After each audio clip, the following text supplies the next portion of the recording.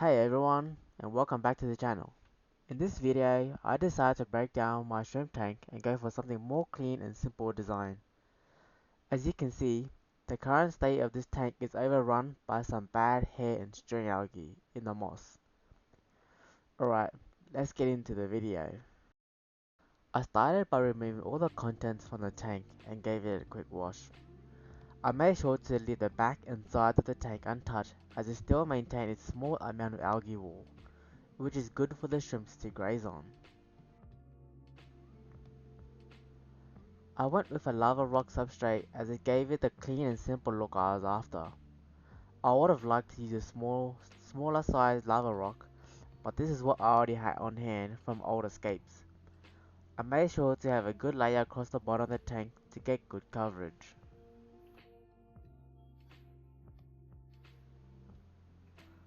I then added a few pieces of coral to help maintain and stabilize the tank parameters.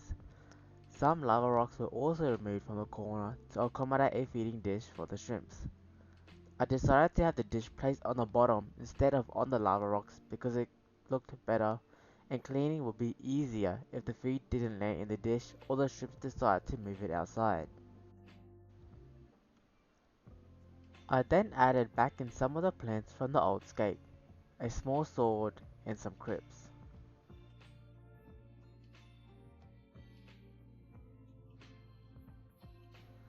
The feeding tube in the dish was also added.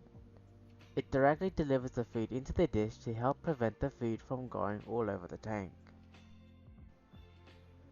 Now, a time lapse of filling up the tank.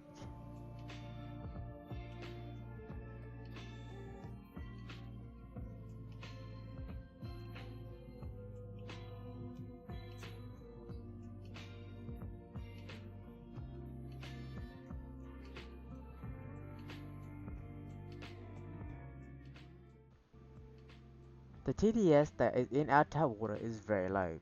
It comes out between 20 to 30 ppm, which is too low for Neocaridina shrimps.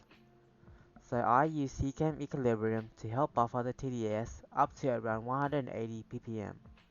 And it also adds a lot of calcium, which is good for the shrimps.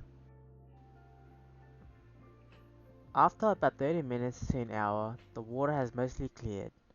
I also added back in the original sponge filter, which contains a lot of bacteria to help sustain the colony. Now it's time to add back in the cherry shrimps.